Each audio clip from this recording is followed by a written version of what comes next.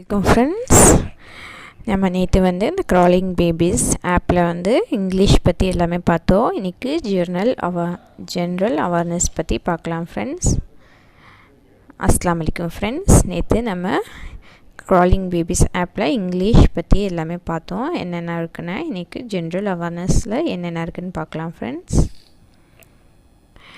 General awareness, myself, transport, good manners, seasons, colors, good habits. First myself பார்க்கலாம்.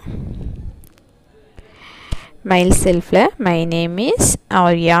இந்த மாதிரி நம்ம my name is Afshin, Anish. இந்த மாதிரி உங்கள் குழந்தைங்க பேரை நீங்கள் சொல்லித்தர.